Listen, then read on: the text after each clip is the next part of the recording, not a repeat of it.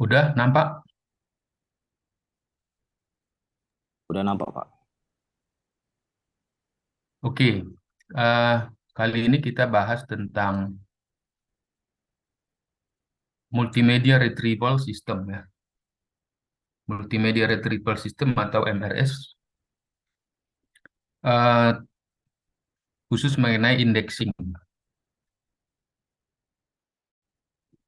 Oke, di dalam pembahasan ini kita ambil dari textbooknya ya. Ada textbooknya tentang indexing ya.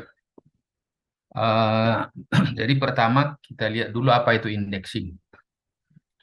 Nah, indexing pada awalnya disebut sebagai katalogisasi ya, membuat katalog seperti itu. Nah, ini adalah teknik tertua dalam mengindeks konten daripada suatu dokumen. Bagaimana dokumen mau diambil. Jadi seperti kita memberikan indeks dalam buku ya. Kalau kita lihat buku itu di belakangnya kan ada indeks. Nah, nanti misalnya kita mau lihat komputer di halaman berapa gitu. Atau misalnya informasi di halaman berapa. Itu kita lihat dari belakang. Nah, jadi sederhananya begitu.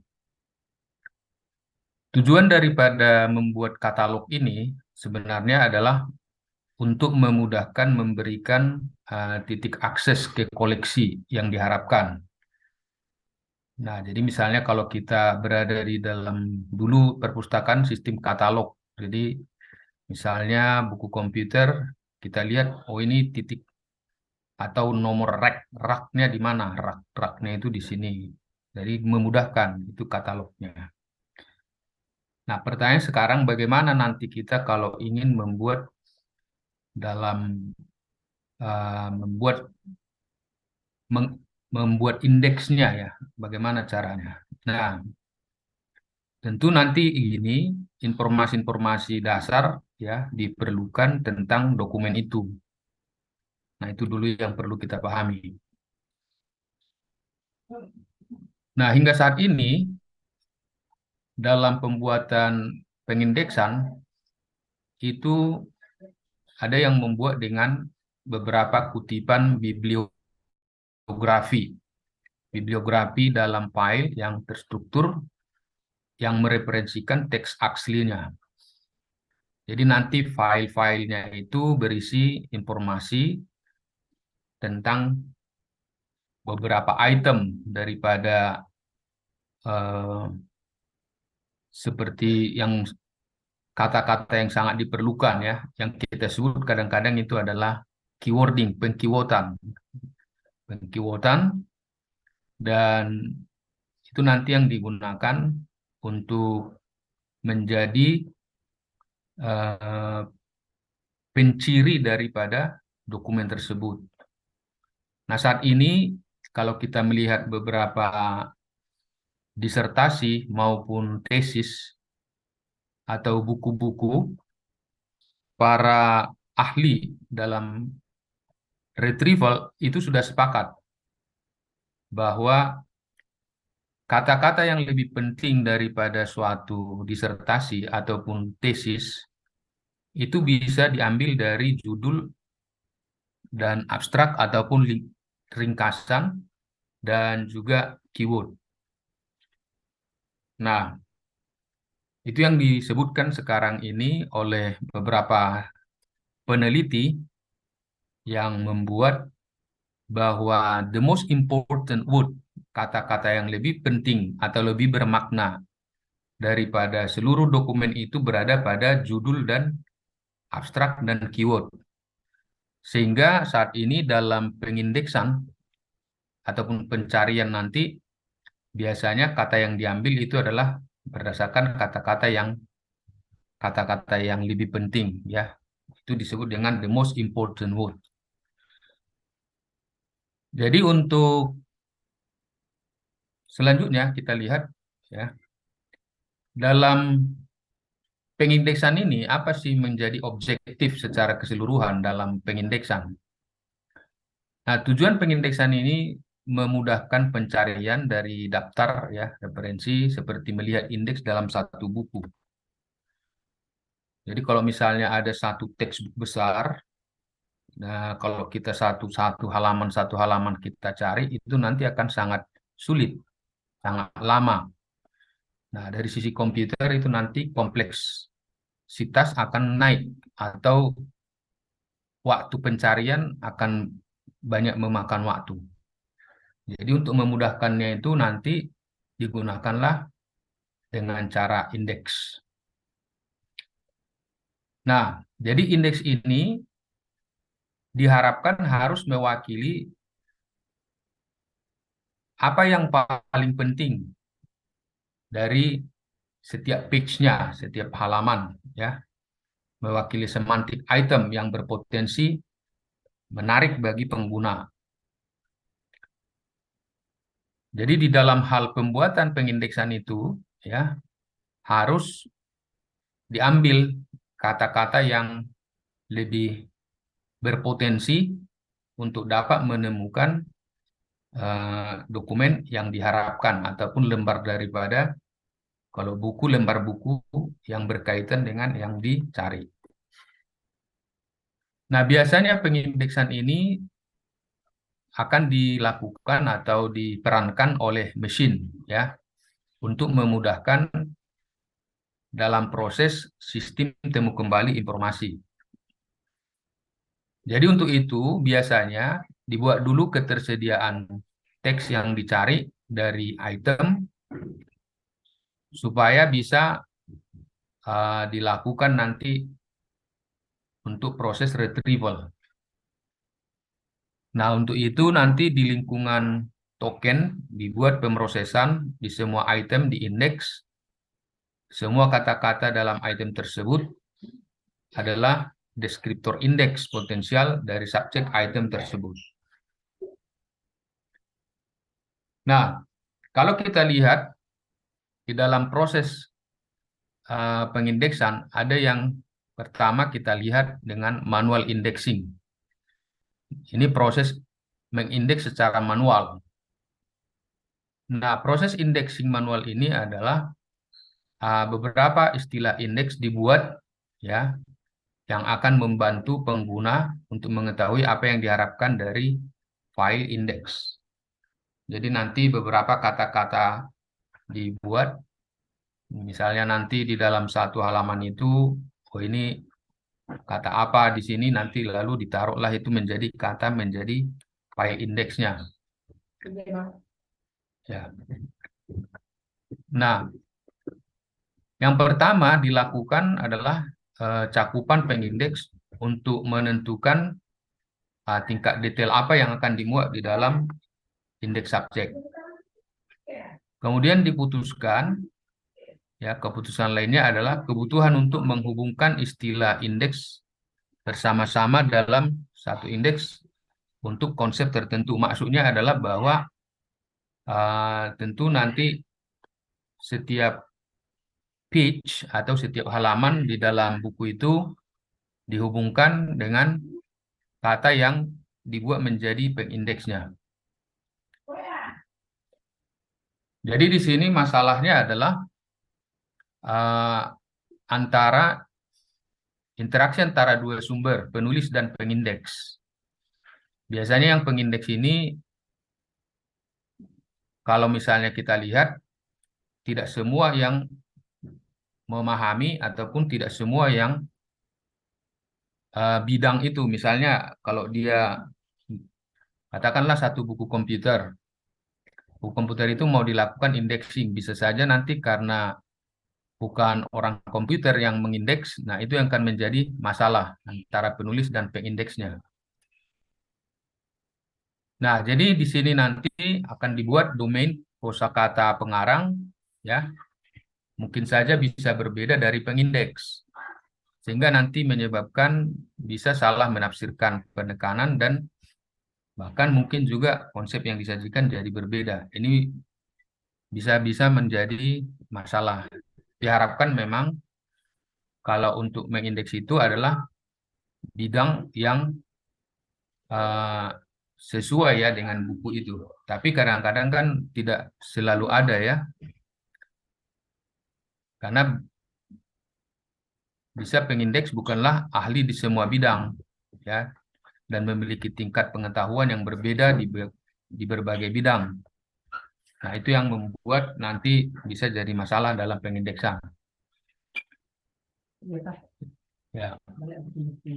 Ada dua faktor yang terlibat dalam memutuskan tingkat apa yang akan diindeks dalam satu item. Yang pertama faktor ketelitian, dan kemudian yang kedua adalah kekhususan pengindeksan yang diinginkan. Kemudian ukuran pengindeksan adalah sejauh mana konsep yang berbeda dalam item itu dapat diindeks. Misalnya gini, jika ada dua kalimat dari item 10 halaman pada mikroprosesor, misalnya uh, berkaitan dengan mikroprosesor membahas case on board, maka istilah indeks yang digunakan adalah yang lebih khusus hasilnya, lebih tepat dalam pengindeksan. Artinya dalam 10 halaman itu nanti kan pertanyaannya gini, mana yang mau dibuat di sini nanti untuk menjadi pengindeksnya. Nah, jadi misalnya apakah istilah yang digunakan adalah prosesor, atau istilah komputer mikro, atau istilah Pentium. Nah, jadi ini kan sebenarnya mikroprosesor itu yang mana mau dibuat nanti? Kadang-kadang prosesor kah, komputer mikro kah, atau Pentium kah? Nah, ini harus digunakan dalam indeks item berdasarkan pada keputusan kekhususan. Nah, di tingkat membuat pengindeksnya ini harus diputuskan ya, dibuat lebih khas. Jadi mengindeks suatu item itu hanya pada konsep yang paling penting di dalamnya, dan menggunakan istilah indeks umum menghasilkan ketelitian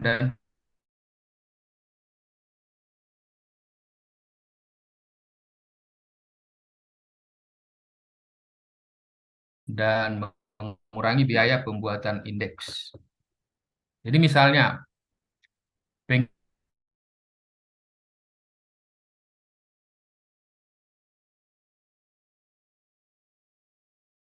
indeks ketuntasan dan kekhususan yang tinggi itu hampir setiap konsep dalam item menggunakan istilah kunci sebanyak yang diperlukan. Jadi dalam satu paragraf itu akan memiliki pengindeksan, pengetahuan pengindeks, kesempurnaan, dan kekhususan sebagai istilah indeks.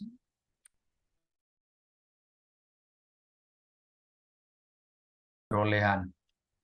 Jika teks item akan diindeks, maka digunakan konsep abstraksi untuk mengindeks dengan ekspektasi bahwa tipikal query mencari indeks dan indeks item lengkap.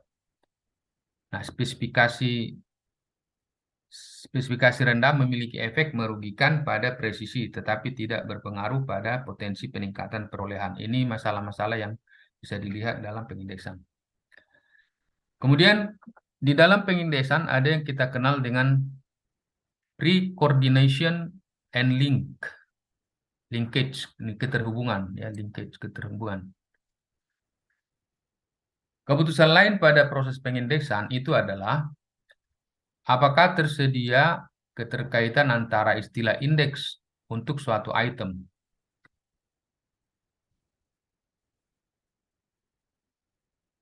Keterkaitan digunakan untuk menghubungkan atribut terkait dengan konsep yang dibahas dalam satu item. Dalam proses ini menciptakan keterkaitan istilah pada waktu pembuatan indeks yang disebut sebagai prekoordinasi. Nah, jika istilah indeks dikoordinasikan pada waktu indeks koordinasi terjadi pada waktu pencarian, ini disebut dengan koordinasi post, yaitu istilah koordinasi setelah posting, proses pengindeksan. Nah, koordinasi post ditetapkan oleh istilah indeks. menggunakan N secara bersamaan yang hanya menemukan indeks yang memiliki semua istilah penelusuran. Faktor yang harus ditentukan dalam proses penautan adalah jumlah istilah yang dapat dikaitkan, batasan urutan pada istilah yang ditautkan, dan deskriptor tambahan yang dikaitkan dengan istilah indeks. Ini menurut Fikri ya. Fikri tahun 70, ini agak lama ini. Kisaran jumlah istilah indeks yang dapat ditautkan bukanlah masalah penerapan yang signifikan, tapi mempengaruhi desain antarmuka pengguna pengindeks. Ini teoritis banget ini, pengindeksan ini.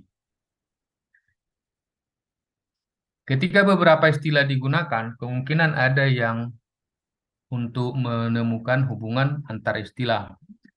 Jadi misalnya begini, kemampuan untuk menghubungkan sumber masalah dan siapa yang terpengaruh oleh masalah tersebut mungkin diinginkan. Setiap istilah harus diperhatikan dengan salah satu dari 3 kategori ini bersama dengan menghubungkan istilah-istilah tersebut menjadi satu contoh hubungan yang menggambarkan satu konsep semantik. Nah, urutan istilah adalah salah satu teknik untuk memberikan informasi deskriptor peran tambahan pada istilah indeks. Penggunaan urutan istilah indeks untuk secara implisit menentukan informasi deskriptor istilah tambahan membatasi jumlah istilah indeks yang dapat memiliki deskriptor peran. Jika urutan tidak digunakan, pengubah dapat dikaitkan dengan setiap istilah yang ditautkan untuk menentukan perannya. Nah, teknik ini memungkinkan sejumlah istilah memiliki deskriptor peran tersebut. Kemudian, automatic index of text, pengindeksan otomatis. Pengindeksan otomatis adalah kemampuan daripada sistem untuk secara otomatis menentukan istilah indeks yang akan ditetapkan ke suatu item. Kasus paling sederhana adalah ketika semua kata dalam dokumen digunakan sebagai istilah indeks yang mungkin pengindeksan dokumen total. Pemrosesan yang lebih kompleks diperlukan ketika tujuannya adalah untuk meniru pengindeks manusia dan menentukan sejumlah istilah indeks untuk konsep utama dalam item tersebut. Seperti yang telah dibahas, keuntungan dari pengindeksan manusia adalah kemampuan untuk menentukan abstraksi konsep dan menilai sebuah konsep. Kerugian dari pengindeks manusia dibanding pengindeksan otomatis adalah biaya, waktu pemrosesan, dan konsistensi. Nah, setelah biaya perangkat keras awal dihitung, kemudian biaya pengindeks otomatis diserap sebagai biaya pengoperasian dan pemeliharaan sistem komputer. Waktu pemrosesan item oleh pengindeks ini sangat bervariasi, bergantung pada pengetahuan pengindeks tentang yang diindeks, panduan ketelitian dan kekhususan, serta jumlah dan keakuratan pemroses awal melalui pembuatan file otomatis. Bahkan untuk item yang relatif pendek, misalnya 300-500 kata, biasanya memerlukan setidaknya 5 menit per item. Sebagian besar waktu ini disebabkan oleh interaksi manusia dengan komputer, misalnya kecepatan mengetik, posisi kursor, mengkoreksi kesalahan ejaan, dan istirahat di antara aktivasi. Gambar berikut ini menunjukkan proses pengindeksan serta proses pencarian dan pengambilan terkait. Setelah indeks yang dapat dicari dibuat, pengguna akan mengeluarkan pernyataan pencarian. Hit list yang dihasilkan dari pencarian akan memiliki petunjuk ke dokumen asli sehingga dapat ditampilkan atas permintaan pengguna. Ini adalah contoh automatic indexing dari teks ya. Di sini pertama kita lihat ada standarisasi inputnya. Lalu ini ada logical subsetting atau jomming. Nah, kemudian dari sini nanti ada identify, mengidentifikasi proses token dilakukan. Lalu ini update dokumen. Nah, dari tokennya ini nanti ada diteruskan automatically generate searchable index, pencarian di sini. Lalu nanti ini create hit list. Ini hasil dari listnya. Dan ini nanti adalah user comment. Ini adalah contoh proses yang dilakukan dalam automatic index of text. Ini bisa kita lihat di buku teksnya pada gambar 42 ya, di textbooknya.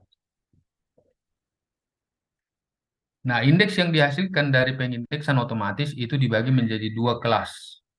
Ada yang berbobot dan ada tidak berbobot. Nah, dalam sistem pengindeksan tak berbobot, keberadaan istilah indeks dalam dokumen dan terkadang lokasi kata disimpan sebagai bagian dari struktur data yang dapat dicari. Dalam hal ini tidak ada upaya untuk membedakan antara nilai-nilai istilah indeks dalam merepresentasikan konsep dalam item atau semuanya memiliki bobot yang sama. Nah, melihat indeks tersebut tidak mungkin untuk membedakan antara topik utama dalam item dan referensi biasa untuk sebuah konsep. Query terhadap sistem tidak berbobot itu didasarkan pada logika boolean dan item dalam file hit yang dihasilkan dianggap sama nilainya. Lalu item terakhir yang disajikan dalam file hit sama mungkinnya dengan item pertama yang relevan dengan kebutuhan informasi pengguna. Untuk memahami bagaimana pembobotan otomatis terjadi, hal pertama yang harus dipertimbangkan adalah informasi apa yang tersedia untuk sistem untuk melakukan pengindeksan otomatis. Maka ada tiga hal yang tersedia, item dan token. Token pemrosesan di dalamnya. Kemudian basis data yang dibangun, data informasi referensi lainnya. Misalnya tautan masuk atau keluar situs web untuk menilai kepentingan daripada situs tersebut. Nah, dalam sistem pengindeksan berbobot, sebuah upaya dilakukan untuk menempatkan nilai pada representasi istilah indeks dari konsep yang terkait dalam dokumen. Nah, bukti paling langsung untuk digunakan dalam pembobotan suatu item adalah item itu sendiri dan frekuensi kemunculan kata dalam item tersebut sesuai dengan teorema Lund, ya. Bahwa Lund menyatakan ini Lund adalah salah satu pelopor dalam pengindeksan otomatis memperkenalkan konsep yang dia sebut kekuatan penyelesaian dari sebuah istilah. Teorema Lund ini mendalilkan bahwa signifikansi suatu konsep dalam suatu item berbanding lurus dengan frekuensi penggunaan kata yang dikaitkan dengan konsep dalam dokumen tersebut. Ini teorema Lund ya, dengan Salton. Nah, jadi Lund ini banyak berperan di dalam retrieval. Salah satu yang dia dalilkan adalah semakin banyak atau semakin sering suatu kata muncul di dalam satu dokumen akan menentukan kedekatan dokumen tersebut terhadap istilah tersebut. Banyak yang disampaikan oleh Lund ini. Jadi nanti kalau kita lihat di dalam teoremanya dia, ada misalnya kata komputer di dalam satu buku. Kalau buku itu buku komputer, sudah pasti lebih banyak kata komputer yang muncul. Kalau bukunya nanti buku tentang pertanian, mungkin kata-kata pertanian akan lebih banyak muncul di situ. Ya, sangat logis sebenarnya apa yang disampaikan oleh Lund ini.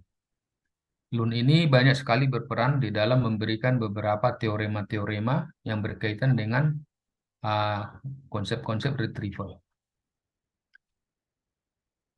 Kemudian pendekatan natural language, ya, natural language processing.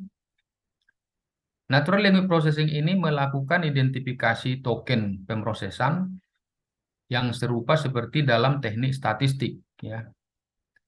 Nah, kemudian melakukan berbagai tingkat penguraian dalam bahasa alami dari item tersebut. Di pembahasan lebih lanjut nanti kita akan bahas tentang NLP ini, Natural Language Processing ini. Bagaimana perubahan token dan crawling dilakukan.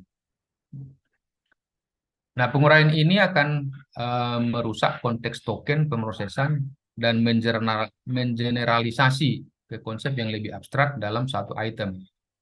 Nah, misalnya tindakan sekarang, masa lalu, dan masa yang akan datang. Informasi tambahan ini disimpan dalam indeks yang akan digunakan untuk meningkatkan ketepatan pencarian. Kemudian pengindeks konsep menggunakan kata-kata dalam suatu item untuk berkorelasi dengan konsep yang dibahas dalam item tersebut. Ini adalah pemetaan kata-kata tertentu ke satu set kata-kata konsep baru yang digunakan untuk mengindeks item. Saat membuat kata konsep secara otomatis, tidak ada nama yang berlaku untuk konsep tersebut, tetapi hanya signifikan statistik. Ada perluasan dari apa yang sedang diindeks terkait dengan keberadaan keterkaitan hiperteks.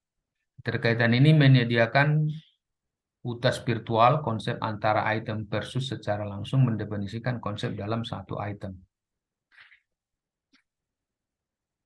Pada pengindeksan statistik, ini menggunakan frekuensi kemunculan peristiwa atau kemunculan istilah, ya, untuk menghitung angka yang digunakan untuk menunjukkan relevansi potensial satu item. Jadi statistical indexing itu menggunakan seberapa banyak dia muncul, frekuensi kemunculannya dihitung. Salah satu pendekatan yang digunakan untuk mencari sistem lama tidak menggunakan statistik untuk membantu dalam pemilihan awal, tetapi menghitung nilai relevansi tiap item untuk peringkat. Dokumen-dokumen tersebut ditemukan dengan pencarian boolean normal dan kemudian kalkulasi statistik dilakukan pada file hit memeringkat keluarannya, misalnya algoritma frekuensi istilah. Hit berarti dia tepat ditemukan, itu maksudnya.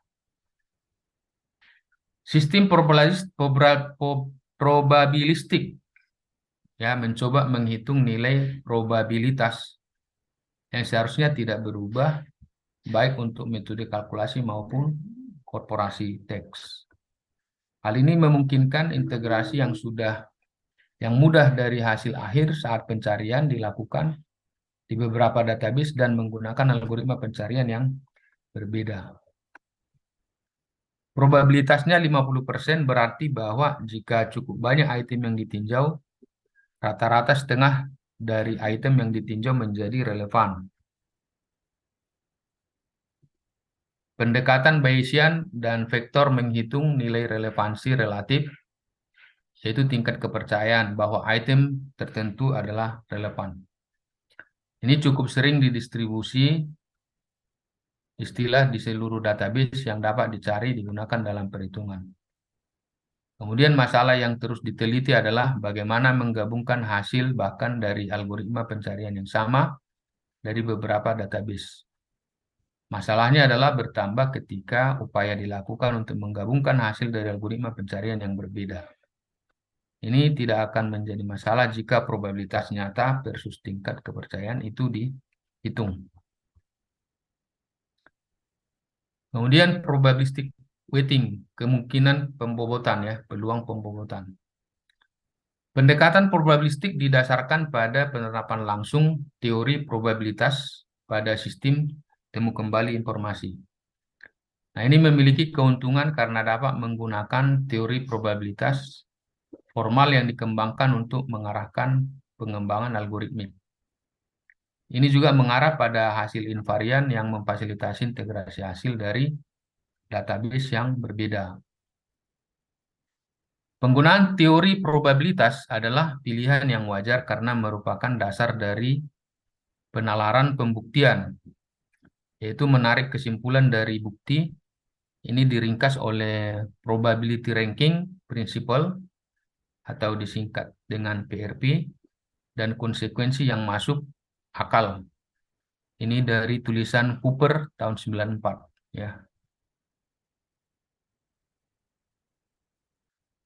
Nah, satu hipotesis yang disebutkan adalah jika respons sistem pengambilan referensi untuk setiap permintaan adalah peringkat dokumen dalam korelasi dalam koleksi, maka kemungkinan probabilitas diperkirakan berdasarkan data yang tersedia. Ini sumber yang paling menjanjikan untuk memperkirakan peringkat keluaran dalam information retrieval adalah statistik probabilitas. Ini disebut dengan korolar yang dapat dimaksudkan atau plausible corollary. Ada beberapa faktor yang membuat hipotesis ini dan akibatnya menjadi sulit. Ya, ini menurut Gordon dan Robertson, mereka menyebutkan bahwa probabilitas biasanya didasarkan pada kondisi biner suatu item relevan atau tidak. Maksudnya kalau relevan diberi biner 1, tidak relevan diberi 0. Ya, ini menggunakan probabilitas. Namun dalam sistem informasi, relevansi suatu item merupakan fungsi berkelanjutan dari yang tidak relevan menjadi benar berguna. Nah, teori utilitas yang diharapkan menurut Cooper yang lebih kompleks diperlukan untuk mengatasi karakteristik ini. Nah, selain itu, urutan keluaran berdasarkan peringkat item berdasarkan probabilitas, meskipun dihitung secara akurat, mungkin tidak seoptimal yang ditentukan oleh heuristik khusus domain. Ini menurut Sterling tahun 77. Domainnya di mana peringkat probabilistik tidak optimal difokuskan begitu sempit sehingga menjadikan masalah kecil. Tetapi masalah yang disebutkan ini tidak semenarik manfaat nilai probabilitas yang baik untuk peringkat yang memungkinkan integrasi hasil dari berbagai sumber. Ada banyak area berbeda di mana pendekatan probabilistik dapat diterapkan. Metode regresi logistik digambarkan sebagai contoh bagaimana pendekatan probabilistik diterapkan pada pencarian informasi. Ini menurut G94. Pendekatan dimulai dengan mendefinisikan sistem model O yang ada sebelum model probabilistik tertentu diterapkan. Dalam sistem pengambilan ada istilah query atau key dan istilah dokumen atau disebut dengan DI yang memiliki sekumpulan atribut. Sekumpulan atribut disebut dengan P1, P2 sampai Pn dari query.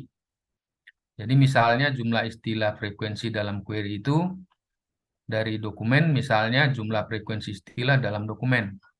Dan dari database misalnya jumlah dokumen dalam database dibagi dengan jumlah dokumen yang diindeks dengan istilah. Nah, maka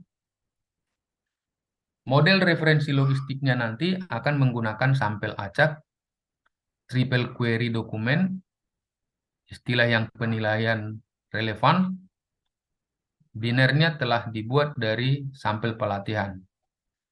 Jadi nanti dibuat logaritma O-nya adalah logaritma dari peluang, ya, atau disebut dengan log DDS. Relevansi untuk istilah yang TK, ini disebut TK, yang ada dalam dokumen DJ dan query KI. Maka dibuat formulanya seperti ini, log O R Q1 DJ, ini istilah TK, itu sama dengan C0 tambah C1 VI tambah CN VN. Nah, logaritma query KI relevan dengan dokumen KJ adalah jumlah log DDS untuk semua istilah. Sorry. Maka ini dijumlahkan logaritma dari O-nya tadi. O ini adalah logaritma dari peluangnya, jumlah dari K sama dengan I sampai ke Q, log dari peluangnya ini tadi O, dan R, Q1 DJ TK dikurang log OR. Nah, di mana O ini tadi adalah logaritma dari peluang. Apakah itu relevan untuk istilah TK? Nah, ini yang disebut dengan logaritma query KI. Apakah relevan dengan dokumen KJ? Ini perhitungannya dibuat seperti ini.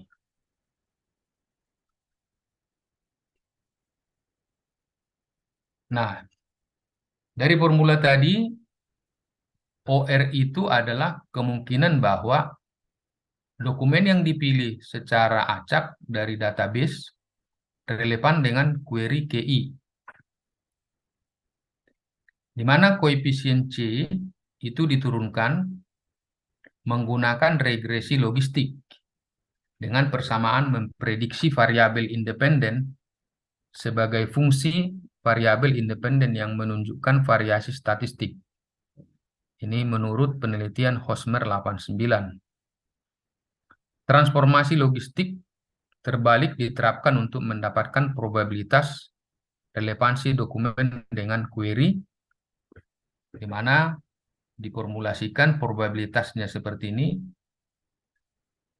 PR peluang relevan Q, ini dibaca peluang relevan Q, query I dengan DJ, dibaca seperti itu ya. Peluang relevannya query I dengan DJ itu adalah 1/1 tambah eksponen log dari OR KI DJ.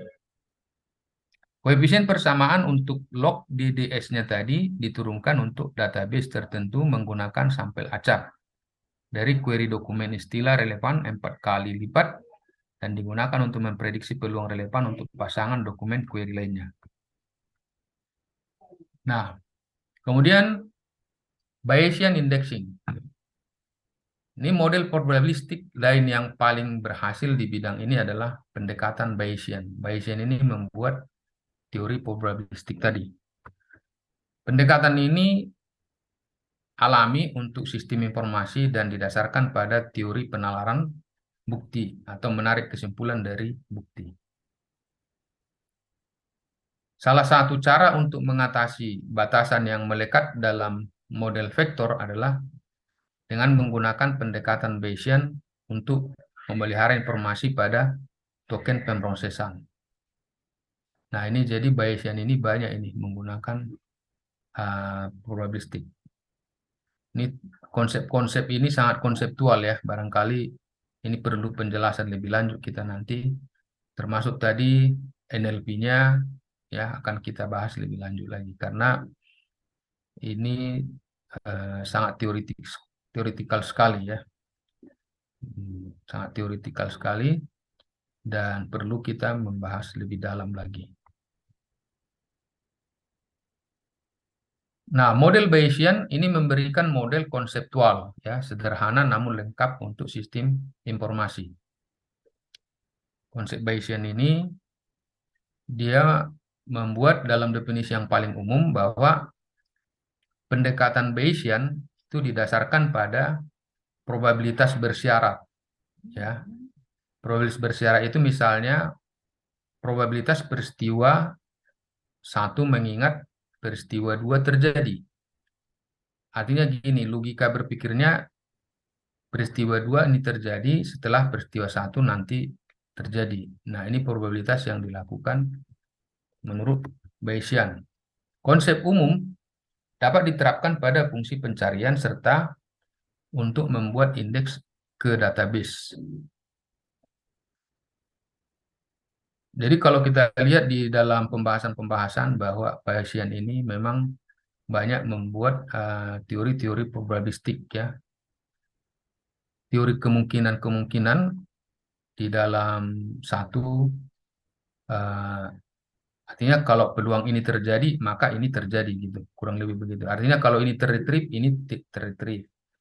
Dia ini sangat abstrak. Dia membuat konsep-konsepnya sangat abstrak.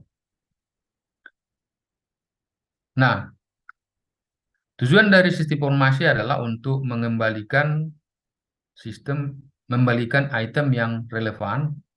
Mengembalikan maksudnya mengambil kembali ya. Eh, ini tujuan dari sistem informasi retrieval sebenarnya ini. Ya, saya perbaiki dulu ya.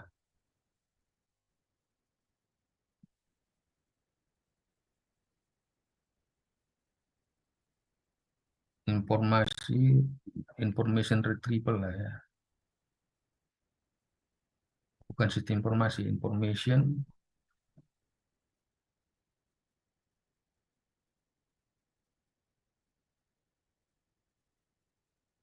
retrieval ya.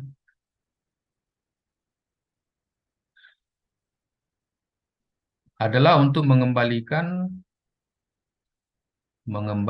atau mengambil kembali. Ini salah ini kalimatnya. Mengembalikan itu beda. Untuk menemukan kembali ya. Perbaiki dulu ya. Ini karena diketik kemarin untuk menemukan kembali. Bukan mengembalikan ya. Nanti jadi kacau. Menemukan kembali, menemukan kembali item yang relevan. Oke, nah, benar ya.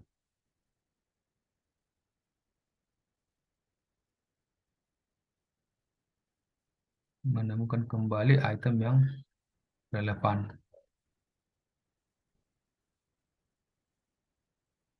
Tujuan dari sistem information retrieval adalah untuk menemukan kembali item yang relevan. Nah, maksudnya kita beri query menemukan kembali yang query relevan dengan dokumennya. Jadi kasus umum adalah menggunakan rumus Bayesian.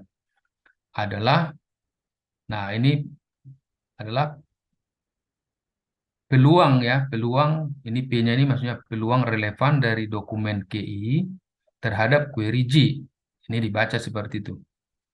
Peluang relevan dari dokumen KI, doc I ya, dokumen KI, doc I pada query KJ, query J. Jadi artinya gini, seberapa besar peluang daripada dokumen itu terretrieve, kita berikan query J terhadap kumpulan dokumen, seberapa besar peluangnya untuk menemukan dokumen KI-nya. Nah, itu dibaca seperti itu. P, peluang relevan. Nah, oh ini ada lagi. Yang diartikan sebagai probabilitas relevansi, pada ini penjelasannya, sebagai probabilitas relevansi atau dalam kurung relevan untuk pernyataan pencarian diberikan dokumen dan query tertentu. Jadi ini terlalu konseptual banget. Jadi saya mau sampaikan begini. Bayesian indexing ini menyatakan begini. Seberapa besar peluang atau probabilitas daripada dokumen akan diretrieve dengan suatu query yang kita berikan. Jadi misalnya kalau kita beri query-nya komputer, katakanlah misalnya nanti query komputer kita beri ke sistem. Berapa besar peluangnya untuk terretrieve dokumen A, dokumen B, dokumen C, dan dokumen yang lain. Nah, tentu yang relevan dengan kata komputer. Kalau misalnya kita beri kata informasi, jadi misalnya information, berapa besar peluang untuk terretrieve dari dokumen A, dokumen B, dokumen C pada kata information tadi. Nah, kurang lebih seperti itu maksudnya. Ya.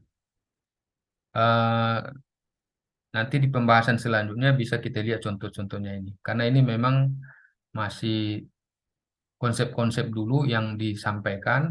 Nanti untuk lebih jelasnya kita lihat beberapa contoh-contoh yang berikutnya ya. Berikutnya nanti saya akan berikan misalnya dalam pencarian menggunakan menghitung seberapa percentage of similarity-nya. Ya, nanti pembahasan berikutnya seperti itu. Ya, ini memang di awal untuk indexing ini begini dia. Nah, menurut Bayesian ini Bayesian term weighting, jadi pembobotan term. Jadi misalnya ini ada satu term, ya, term 1, term 2 sampai term ke M. Ya. Term, term, ya, term maksudnya istilah. Term, berapa besar peluangnya? Peluang 1 sampai peluang P, ya, P1, P2, P3. Peluang terjadinya atau terretrievnya istilah ini. Demikian juga ini. Ini disebut sebagai Bayesian term weighting. Bayesian term weighting.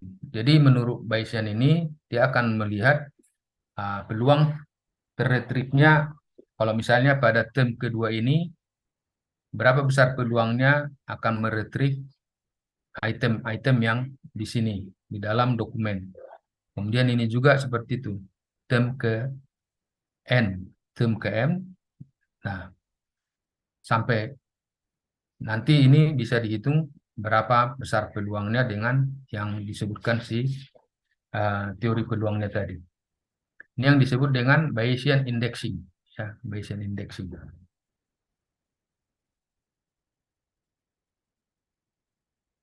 Nah, selain pencarian, rumus Bayesian juga dapat digunakan dalam menentukan bobot yang terkait dengan token pemrosesan tertentu dalam satu item.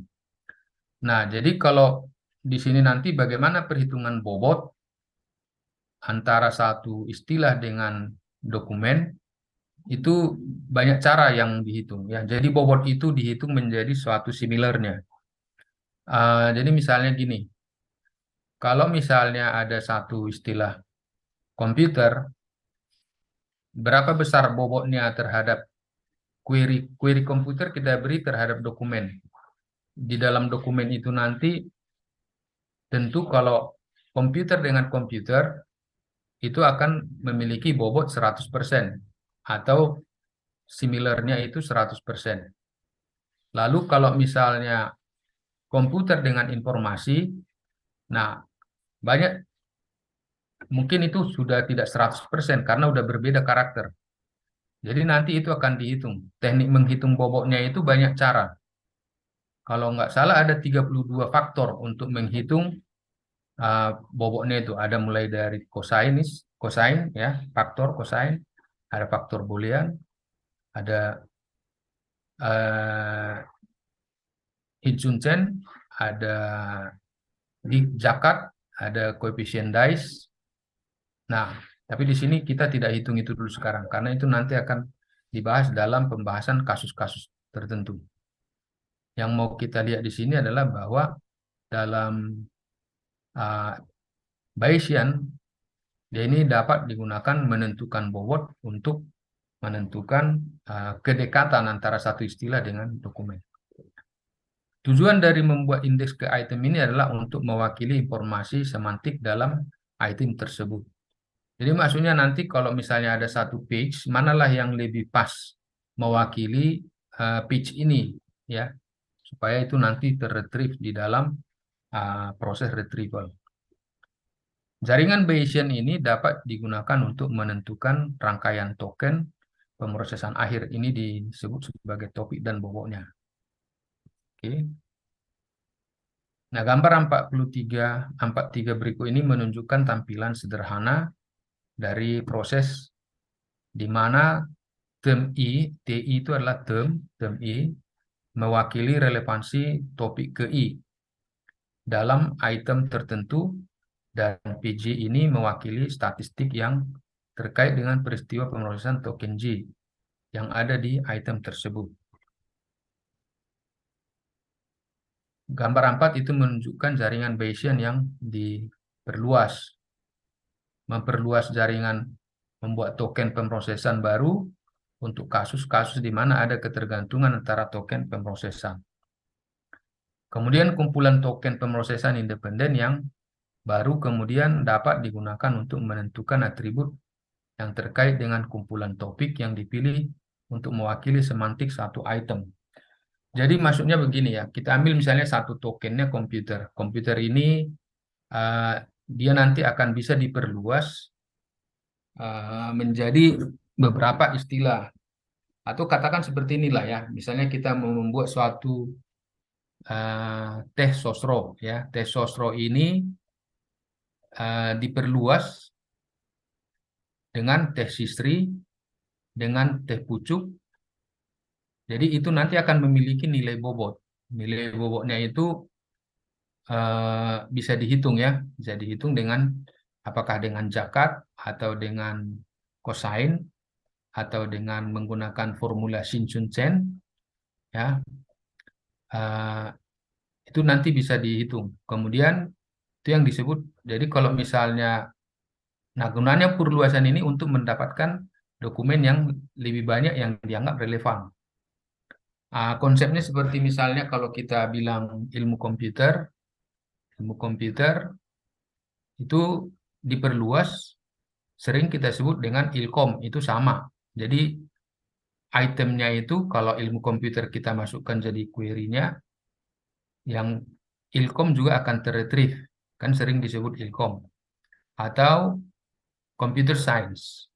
Nah, ketiga item tersebut adalah memiliki semantik yang sama, memiliki sinonim. Artinya kalau kita bicara ilkom, maka terretrieve ilkom, terretrieve juga nanti ilmu komputer, terretrieve juga dengan computer science. Nah, itu yang kita sebut dengan perluasan. Nah, jadi Bayes itu membuat perluasan satu term seperti ini, ya. Termnya ini dibuat menjadi ada tem 1, tem 2, tem 3, di mana nanti sama seperti yang tadi. Kalau misalnya ini kita sebutkan, uh, jadi ini gambar ini menunjukkan uh, extended Bayesian network. Extended Bayesian network itu menurut teori Bayes, ya, Bayes menyatakan bahwa satu term ini bisa di di extend, diperluas, ya, ditingkatkan. Jadi misalnya satu istilah ini term satu, ini satu term menjadi term satu, term 2, term 3, ya, sampai TN. Nah, ini konsep teoritis, konsep apa? Konsep yang disebutkan oleh Bayes bahwa perluasan itu dilakukan dengan menghitung antara keterkaitan bobotnya ini dengan ini. Jadi misalnya di sini saya ambil contoh. Ini adalah itemnya ini menyatakan ini misalnya adalah teh non alkohol atau teh apalah namanya ya. Oh, minuman segar ya, minuman segar misalnya di sini. Minuman segar. Kita misalnya masukkan query-nya minuman segar, ya kan? Nah, minuman segar ini tentu bukan minuman beralkohol ya. Minuman segar misalnya ya teh botol masuk di sini, teh sisri, teh sosro, teh pucuk dan lain sebagainya. Lalu nanti turunannya ini dibuat lagi, ada beberapa item ya. Nah, ini nanti, jadi artinya ini kalau terretrieve lah ini nanti, ini semua akan diretrieve, ya, terretrieve. Nah, jadi istilah ini terretrieve, istilah di bawahnya ini juga akan menunjukkan dia terretrieve. Nah, ini yang disebut sebagai extended Bayesian network. Jadi satu istilah akan merujuk ke istilah lain, sehingga nanti sama seperti computer science itu akan meretrieve ilmu komputer, akan meretrieve ilkom, akan meretrieve apalagi yang istilah-istilah kita sebut sering terjadi. Ya mungkin kalau ilkom itulah ya. Kalau komputer misalnya, komputer itu kalau kita terretrieve komputer itu dekat dengan informasi, ya, dekat dengan informatika. Jadi misalnya kita retrieve komputer, nah kalau tokennya atau istilahnya nanti komputer dengan informatika itu sangat dekat. Nah, itu yang dibuat menjadi satu konsep ya dalam Bayesian. Nah, ini memang ini sangat di tingkat apa ya? Karena ini eh, sangat filosofis lah ya. Nah, untuk mengimbangi ketergantungan antara satu topik, lapisan terakhir topik independen dibuat ya.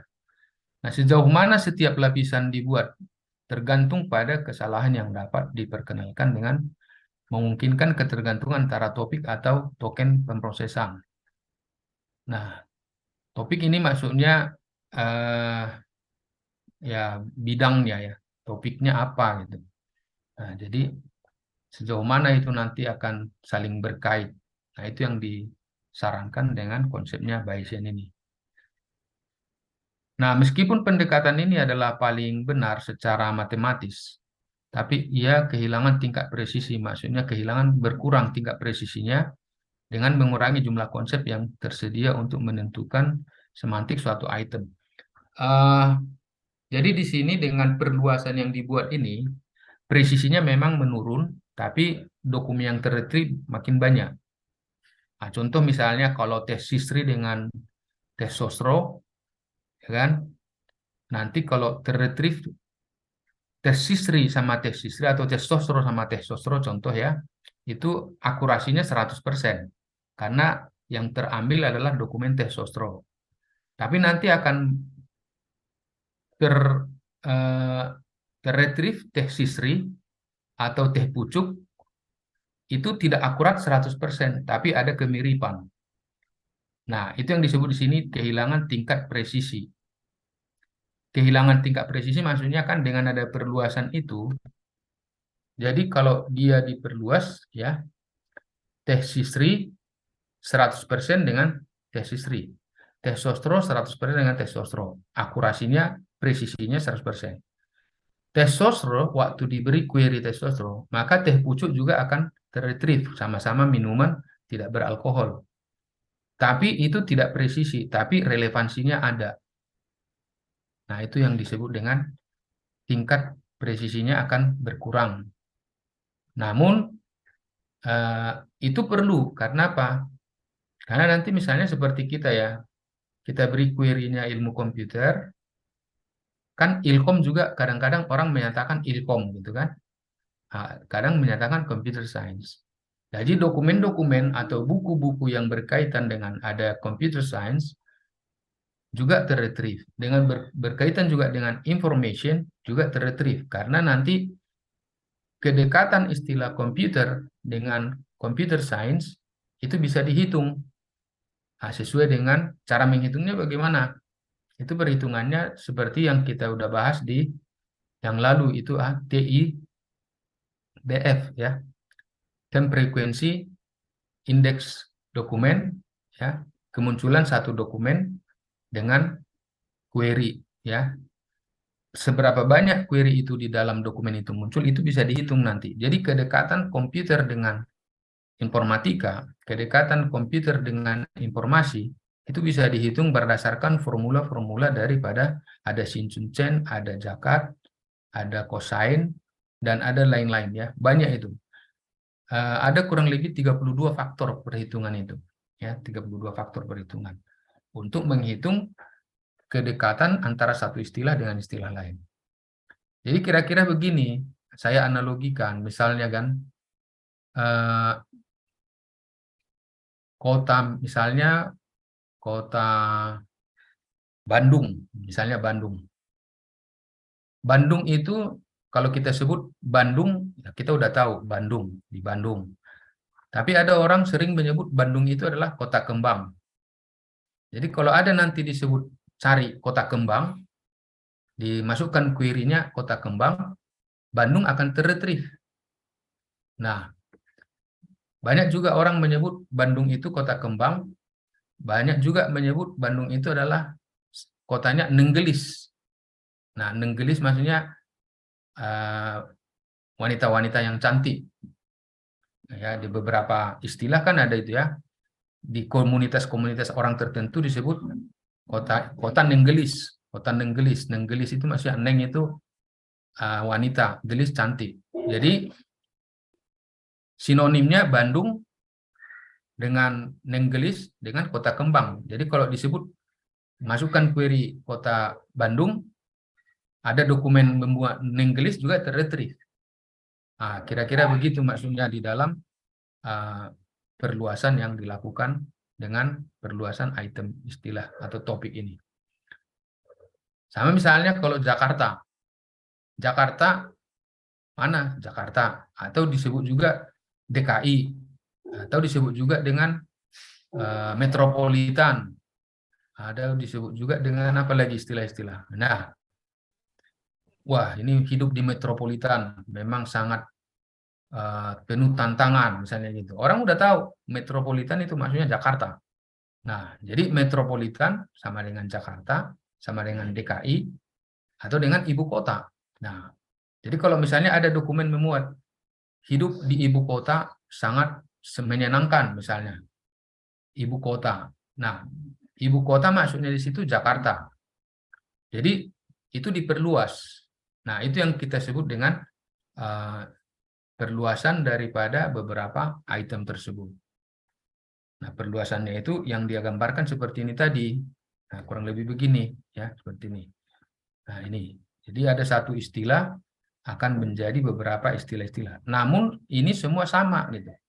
Yang disebut dengan extended daripada Bayesian itu, Bayesian network.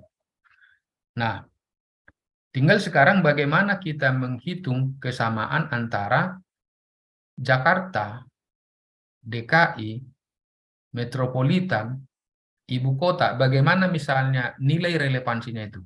Kalau Jakarta dengan Jakarta, kalau dihitung karakternya udah pasti 100%. Nah, kedekatannya itu disebut dengan bobot. Jakarta dengan DKI tidak 100%, mungkin itu menjadi 80%. Itu disebut bobot atau relevannya seperti itu. Nah, Jakarta dengan metropolitan tidak 100%. Kenapa? Karakternya sudah beda. Tapi itu bisa dilakukan memiliki satu pemahaman yang sama. Gitu. Kira-kira begitu maksudnya ya. Oke, itu konsep-konsep di dalam pembuatan yang menentukan semantik satu item. Ini yang disebut dengan jumlah konsep yang tersedia untuk menentukan suatu semantik suatu item. Ya, mudah-mudahan bisa dipahami ya. Thank you. Terima kasih. Ini sampai sini dulu materinya. Ini saya bagikan ya. Kalau ada mau diskusi, boleh kita diskusi. Oh, ini kita tadi belum foto ya. Foto dulu ya untuk tertinggal. Sudah ada kami capture. Hah? Sudah ada kami capture. Sudah di screenshot tadi ya? Sudah, Oh, Pak. saya lupa tadi saya mau apa? Ya, jadi ini dulu lah ya materinya ya kita pagi ini ya. Mudah-mudahan ini bisa dipahami ya. Ini di buku Information Multimedia Retrieval di bab 4 ini sebenarnya. Ada bukunya Multimedia Retrieval itu di bab 4. Jadi ini saya ambil dari sana semua materinya. Saya bagi dulu ya, ke mana saya bagi nih materinya ini. Sama saya aja, Pak. Ada grupnya atau sama siapa Sama dikasih? saya, Pak. Izin, Pak. Sama saya itu siapa? Purwanto, Pak. Maaf, Pak. Oh iya ya, bentar ya. Sebentar aja ini putus dia sebentar ya, mau disambung lagi. Sambung dulu apanya? Ya sebentar ya, lagi ini nyambung ke WhatsApp-nya.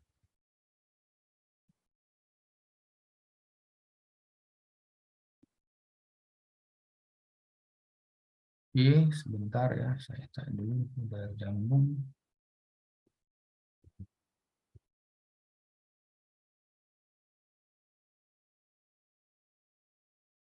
Purwanto, oke.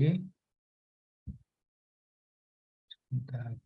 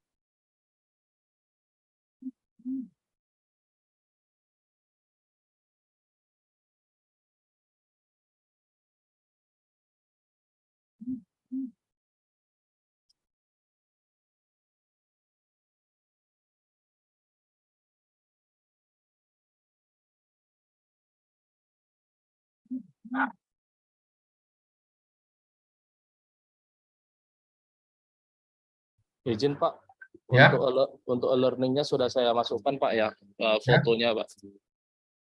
oke. Ya, terima kasih Pak. Ini dari saya kirim ya. Sebentar ya.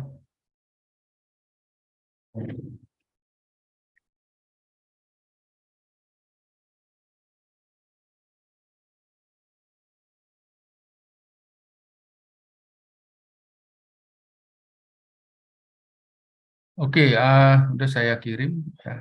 Dan ini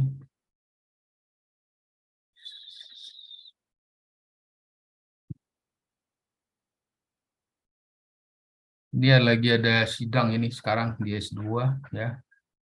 Saya ada 2 perangkat nih sekarang. Oke, kira-kira ada mau didiskusikan? Kalau ada silakan. Kalau nggak ada kita sudahi sampai di sini. Oke, absennya dikirim ya. Seperti biasa screenshotnya sama Excel-nya ya. Udah dikirim tadi ya, belum? Nanti pun boleh. Ya. Kirim sama saya ke WA ya. Siap Pak. Oke, baik. Kalau nggak ada, itu aja dulu ya kali ini. Saya juga mau ada sidang sebentar ke S2 ya. Siap, Itu Pak. saja. Terima kasih. Selamat siang. Selamat siang, Pak. Oke, bye-bye.